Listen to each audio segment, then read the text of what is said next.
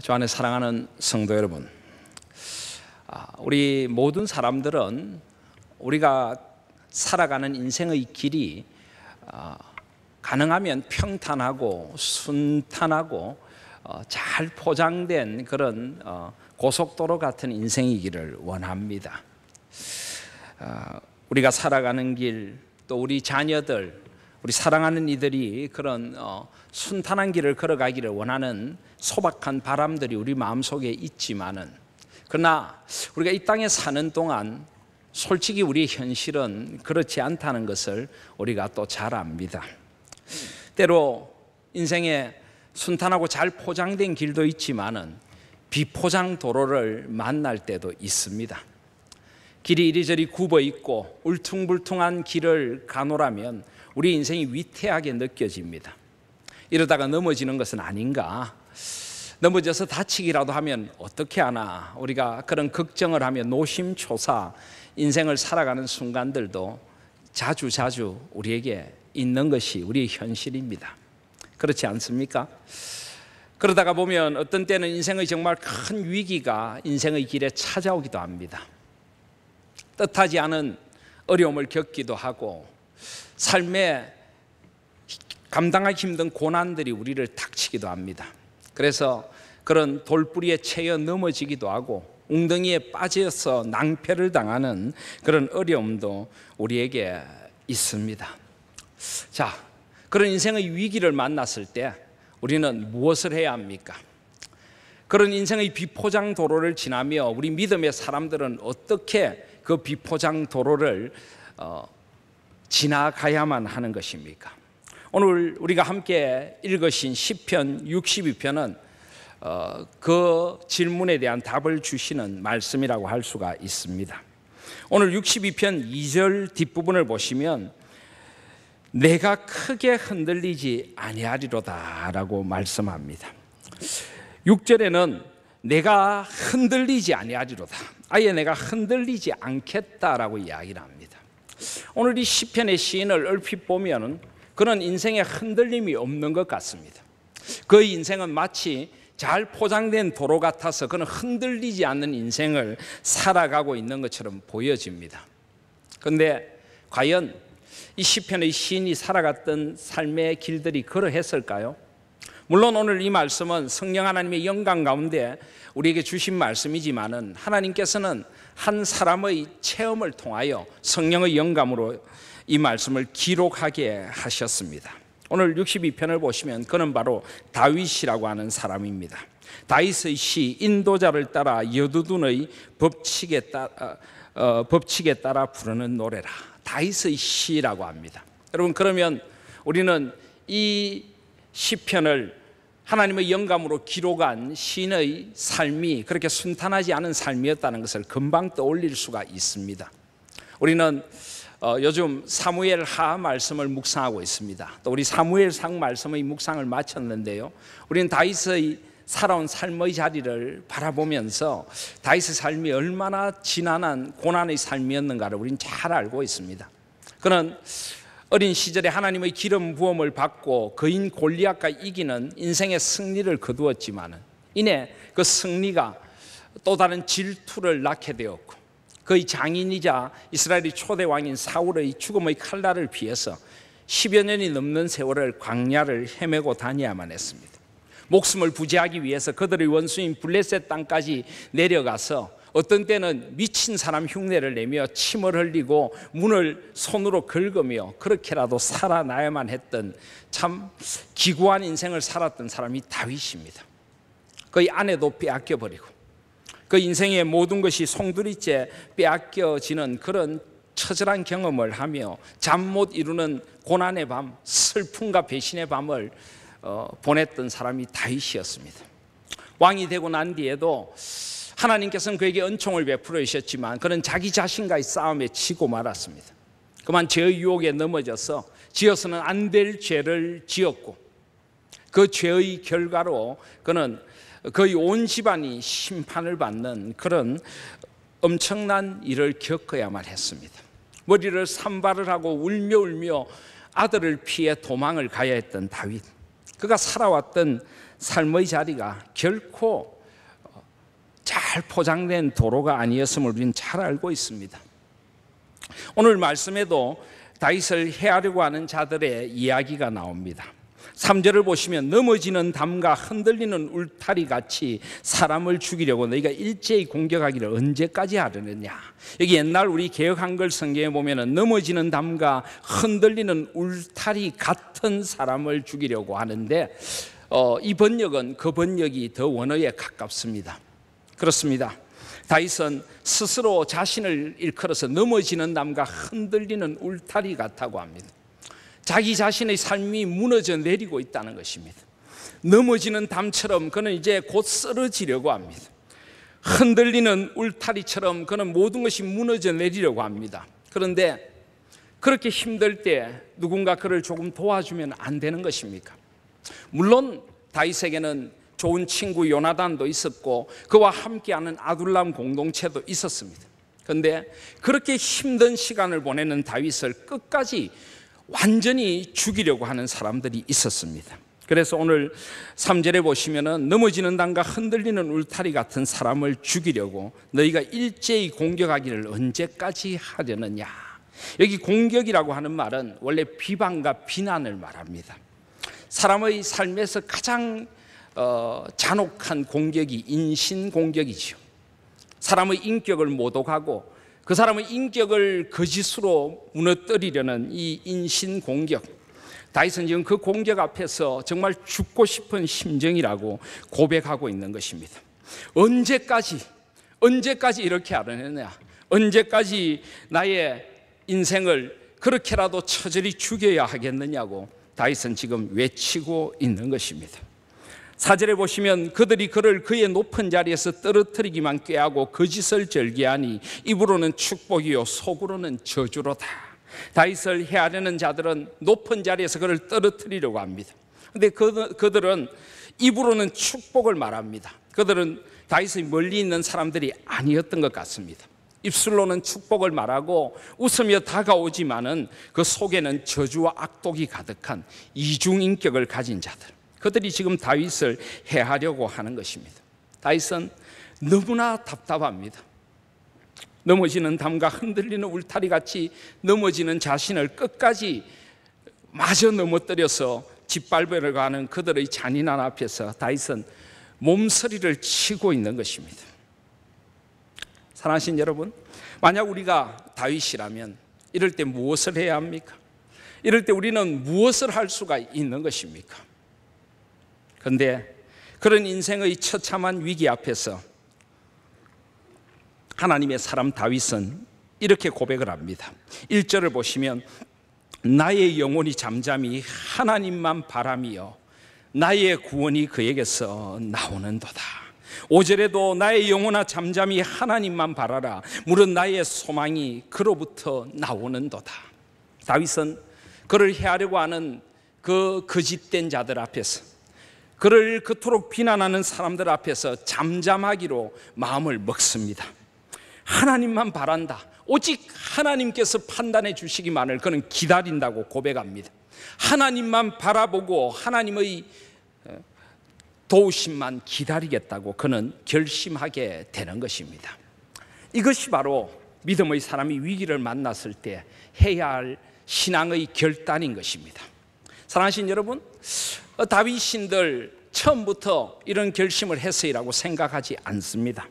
그도 처음에는 어떻게든 이 위기를 벗어날 길을 모색해 보았을 것입니다. 변명도 했을 것이고 해명도 했을 것이고 이 비난 앞에서 소리치며 그의 정당함을 이야기도 했을 것입니다. 그는 죄가 없고 그는 무고한 지금 일을 당하고 있다고 그는 외쳤을 것입니다. 그런데 아무리 노력해 봐도 소용이 없었습니다. 그런 방법들이 그에게 도움이 되지를 못했던 것입니다. 때로는 또다시 그것이 부메랑이 되어서 악한 자들의 악함 앞에서 다윗은 다시 또 무너져 내리는 자신을 발견했을 것입니다. 그래서 그가 아무리 결백을 주장해도 이것이 되지 않는다는 것을 깨달았습니다. 악을 대항할 수 있는 방법은 결국은 하나뿐이라는 것을 다윗은 깨닫게 됩니다. 침묵하는 것입니다. 그리고 하나님의 도우심을 기다리는 것입니다. 하나님께서 이 모든 것을 해결해 주실 것이라고 하나님을 의지하기로 그는 의지적인 결단을 내린 것입니다. 사랑하신 여러분, 이것이 바로 믿음의 사람이 고난과 위기를 만날 때 해야 할 것입니다. 잠잠히 하나님만 바라는 것. 나의 영혼, 나의 마음 깊은 곳에서부터 잠잠히 하나님만 바라는 것. 다윗이 그렇게 마음을 결단하고 하나님을 바라보기 시작하니까 그를 둘러싸고 있는 세상이 새롭게 보이기 시작합니다. 하나님은 그 고난과 아픔 가운데도 그의 곁에 계셨는데 그가 세상만 바라보다 보니까 하나님이 보이지 않았던 것입니다. 마치 물 위를 걸어오던 베드로가 주님이 아니라 풍랑이는 바다를 볼 때 그 바다에 빠져들었던 것처럼 그는 풍랑이는 바다만 바라보니 두렵고 떨리고 그 바다와 어떻게든 싸워 이기려고만 했던 것입니다. 그런데 주님을 가만히 바라보니까 세상이 새롭게 열리는 것입니다. 그 고난의 자리에서도 주님이 함께 하신다는 것을 깨달았습니다. 그 고난의 자리에서 그가 정금같이 나오도록 주께서 그를 지켜주시고 그를 그 속에서도 단련시키신다는 것을 그는 깨닫게 된 것입니다. 그래서 그의 눈이 열려 그는 이렇게 고백하는 것입니다. 나의 구원이 그에게서 나오는도다. 나를 구원해 주실 분이 주님밖에 없군요. 이 모든 문제를 해결해 주실 분도 주님밖에 없군요. 인간의 방법으로 해결하는 것이 아니라 하나님의 뜻대로 하나님이 원하시는 그 길로 가장 좋고 가장 바른 길로 해결해 주실 하나님이 계셨군요. 나의 구원이 그에게서 나오는도다. 그는 비로소 이 고백을 하게 되는 것입니다. 2절을 보시면 오직 그만이 나의 반석이시오 나의 구원이시오 나의 요새이시니 내가 크게 흔들리지 아니하리로다. 주님만이 나의 반석이십니다. 고대 이스라엘에 있어서 반석의 역할은 큽니다. 크고 넓은 바위, 그 바위 밑에 피하여서 비도 피하고 맹수의 공격도 피하고 그의 몸을 숨길 수도 있는 것입니다. 나의 구원, 나의 요새, 여기 요새라는 것은 산성이라는 말입니다. 그를 둘러싸고 그를 지켜주실 분이 하나님밖에 없다는 것을 이제 다시 한번 그는 깨닫게 됩니다. 아니, 그의 믿음의 눈이 열리니 하나님이 여전히 그를 지키고 계신다는 것을 그는 깨닫게 되는 것입니다. 나의 구원이 그에게서 나오는도다. 나의 영혼이 잠잠히 하나님만 바라며 나의 구원이 그에게서 나오는도다. 얼마나 이 은혜가 좋았던지, 얼마나 다윗이 그 고난의 자리에서 하나님을 만나는 그 은혜가 눈물겹도록 좋았던지 다윗은 이제 깊이 다짐합니다. 5절을 보시면 나의 영혼아 잠잠히 하나님만 바라라. 무릇 나의 소망이 그로부터 나오는도다. 그는 자기 영혼을 향해 다짐합니다. 이제부터는 하나님만 바라겠습니다. 하나님밖에 다른 길은 없습니다. 어떤 고난이 닥쳐도 어떤 비난이 닥쳐도 저는 하나님만 바랍니다. 하나님께서 이것들을 다 해결하여 주시옵소서. 나의 소망이 그로부터 나오는도다. 하나님을 바라보니 소망이 생기는 것입니다. 세상의 현실을 바라볼 때는 앞뒤가 캄캄하고 모든 것이 꽉 막혀 있다고 생각했는데 하나님을 바라보니 하늘로부터 하나님의 소망이 임하는 것을 그는 지금 깊이 느끼고 있는 것입니다. 하나님을 바라볼 때, 하나님을 바라볼 때 하나님이 그에게 소망이 되어 주시는 것입니다. 고난의 자리에서 저는 깊이 묵상하는 말씀이 있습니다. 고린도전서 10장 13절을 보시면 사람이 감당할 시험 밖에는 너희가 당할 것이 없나니 오직 하나님은 미쁘사 너희가 감당하지 못할 시험 당함을 허락하지 아니하시고 시험 당할 점에 또한 피할 길을 내사 너희로 능히 감당하게 하시느니라. 아멘. 하나님께서 피할 길을 주시는 것입니다. 하나님의 뜻대로 결국 모든 것이 진행되어 갈 것입니다. 그 길이 비록 잠깐 굽어 있고 잠깐 울퉁불퉁한 길일지라도 결국 하나님이 정하신 목적지를 향하여 가게 될 것입니다. 그래서 다윗은 이 시편의 마지막에 이렇게 고백합니다. 12절을 보시면 주의 인자함은 주께 속하오니 주께서 각 사람이 행한 대로 갚으심이니이다. 주께서 각 사람이 행한 대로 갚으실 것입니다. 거짓은 거짓으로 밝혀주실 것이고, 자신의 진실은 진실대로 밝혀주실 것이고, 자기에게도 허물이 있다면 깨닫게 해주실 것이고, 결국은 모든 것을 판단하실 분은 주님이십니다.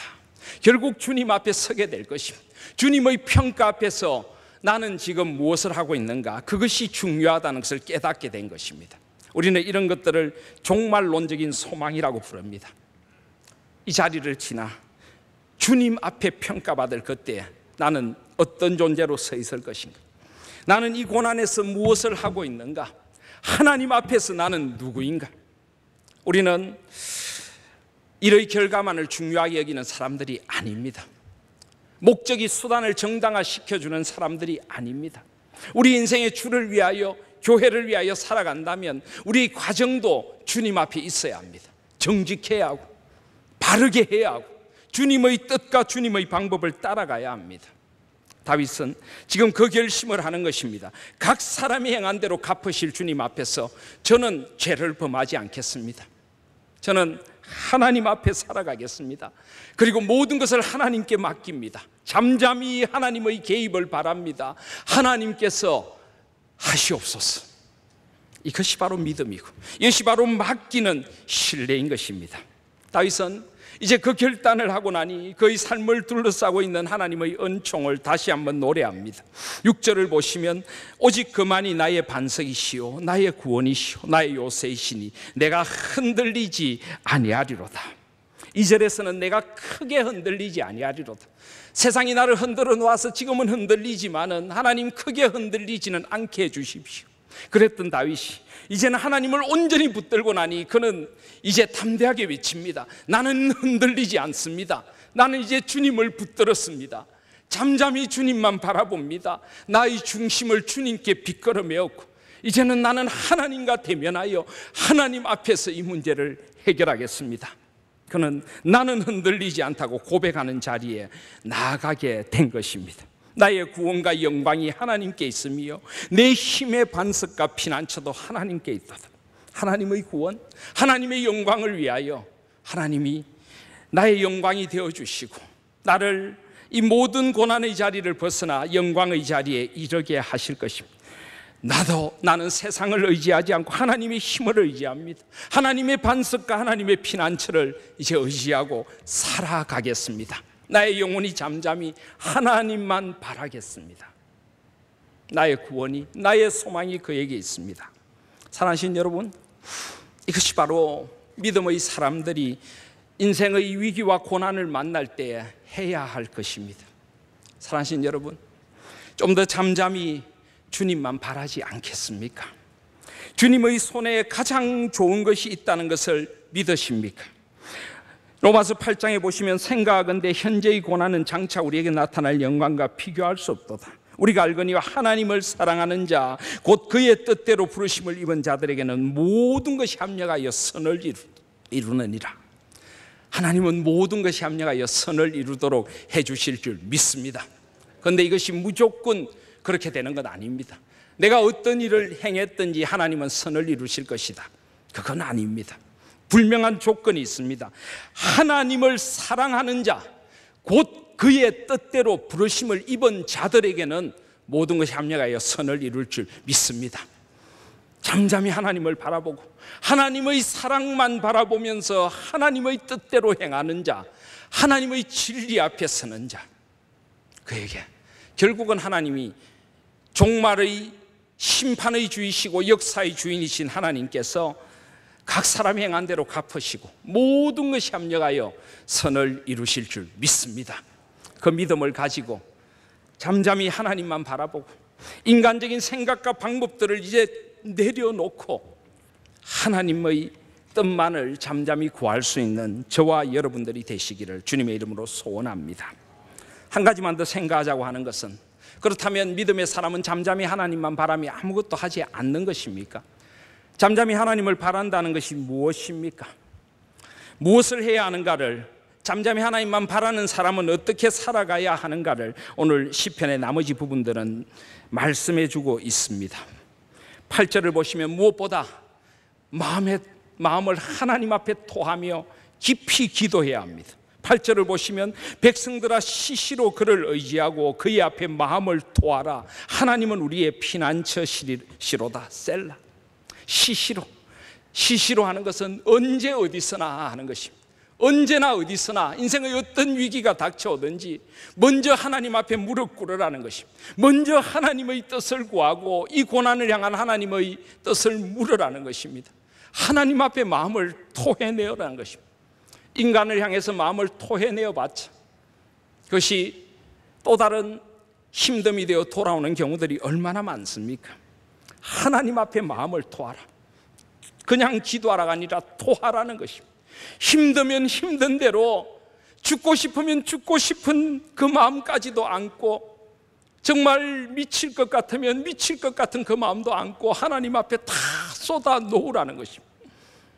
어느 것 하나 안아주시지 못할 일이 없으신 내 아버지 앞에 쏟아 놓으라는 것입니다. 그분의 품에 안겨 엉엉 울면서 하나님 앞에 마음을 토하는 것, 이것이 하나님을 바라는 것입니다.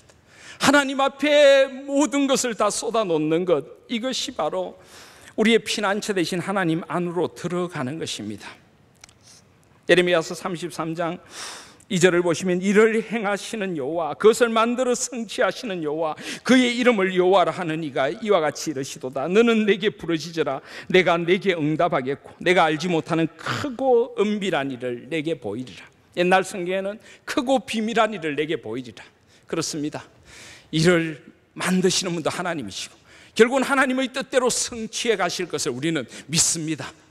그러므로 하나님 앞에 기도할 때, 하나님의 앞에 모든 것을 쏟아붓고 나의 계획과 나의 생각들을 다 내려놓고 하나님의 생각과 계획으로 새롭게 될 때, 우리가 알지 못하는 크고 놀랍고 비밀한 하나님의 역사가 우리 가운데 열릴 것을 믿습니다.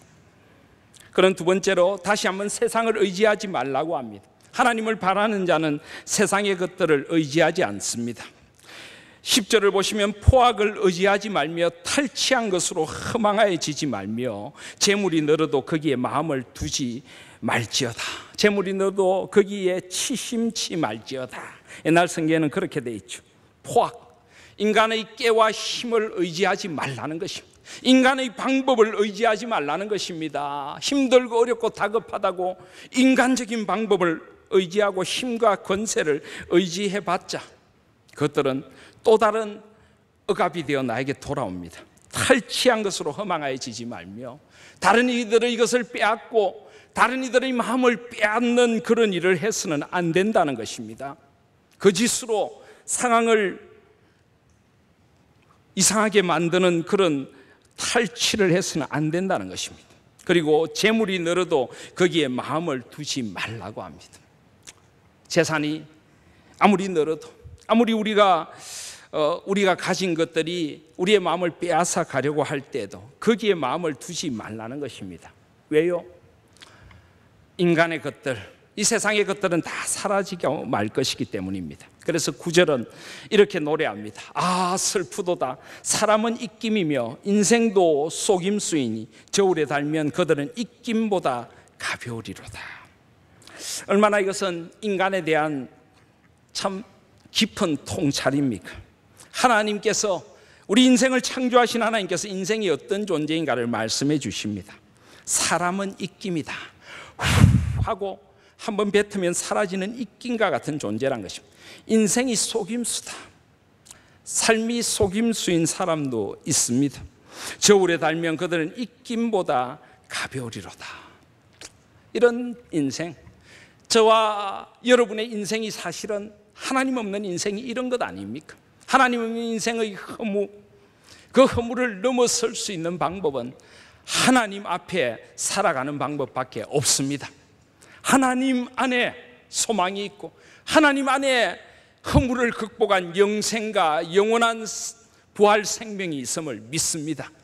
하나님 안에서 우리 인생은 비로소 진정한 의미를 새롭게 가지게 되는 것입니다. 십자가 그리고 부활의 생명 안에서 우리는 인생을 새롭게 볼 수 있어야 하는 것입니다. 잠깐 사라질 인생을 너무 의지하지 마시기를 바랍니다. 옛날에 어느 선배 목사님께서 사람은 신뢰의 대상이 아니라 사랑과 용서와 긍휼의 대상이다 하는 말씀을 하시는 것을 들었습니다.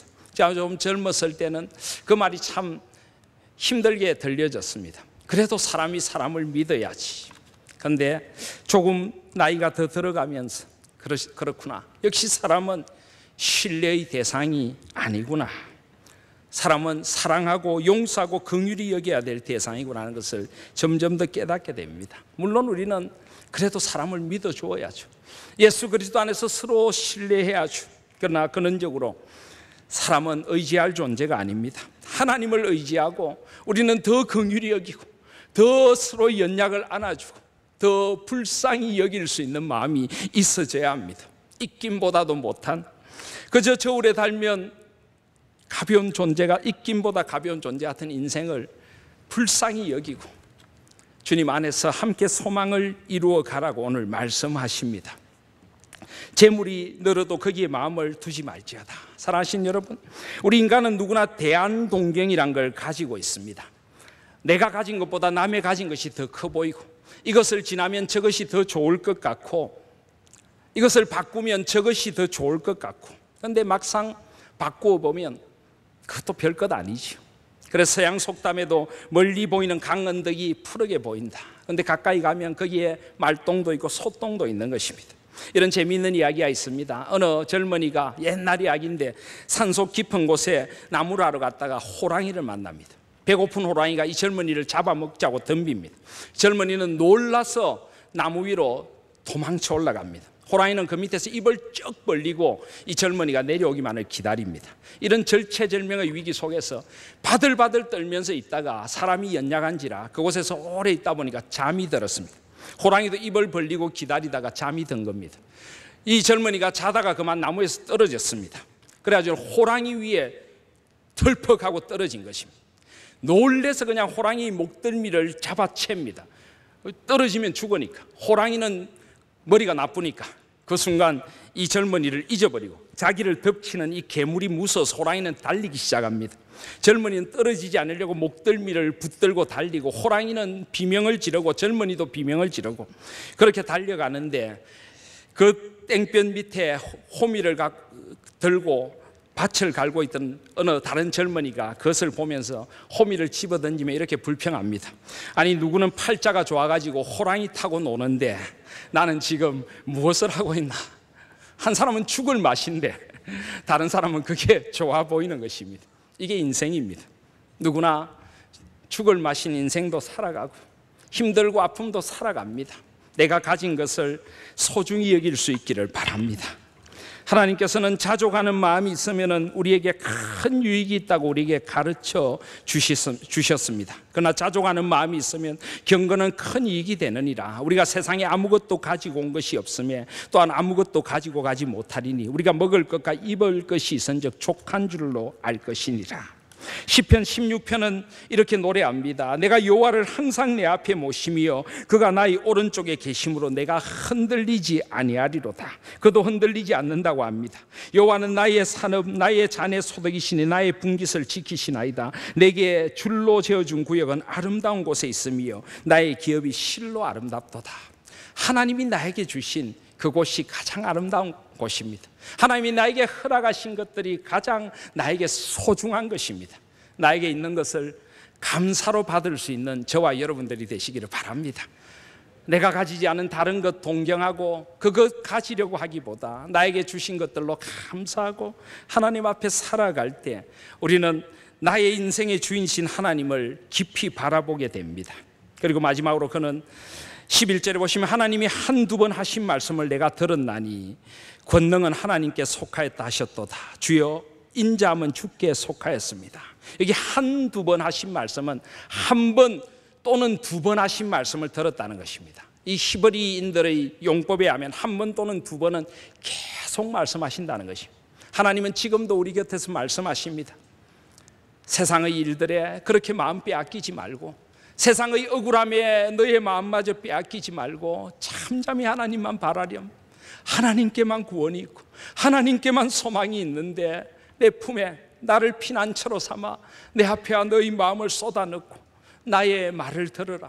하나님은 그렇게 자꾸만 말씀하십니다. 하나님의 음성에 귀 기울이고 살아가실 수 있기를 바랍니다. 세상의 온갖 비난의 소리, 유혹의 소리, 거짓된 소리에 귀를 닫고 하나님의 말씀에 귀 기울일 수 있는 저와 여러분들이 되시기를 바랍니다. 권능은 하나님께 속하였고 주의 인자하심도 주께 속하였다. 권세도 하나님의 것이요 변함없는 사랑, 인애도 하나님의 것입니다. 하나님께만 우리의 문제를 해결할 진정한 능력과 방법과 길이 있음을 믿습니다.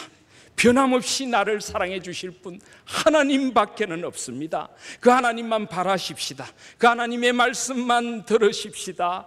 하나님의 뜻만 구하며 하나님 앞에 마음을 토로하시고 잠잠히 하나님만 바랄 때 나의 구원이, 나의 소망이, 우리 하나님 공동체의 구원이, 소망이, 이 시대의 구원이, 소망이 주께로부터 나올 것을 믿습니다.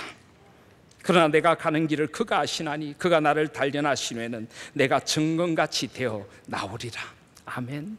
정금같이 나오게 될 그날을 향하여 우리를 인도하시는 주님의 손길을 따라 인생의 비탈진 길들을 주님 안에서 찬양과 감사로 살아가시며 말씀과 기도로 주님과 동행하시는 저와 여러분들 되시기를 주님의 이름으로 소원합니다. 아멘.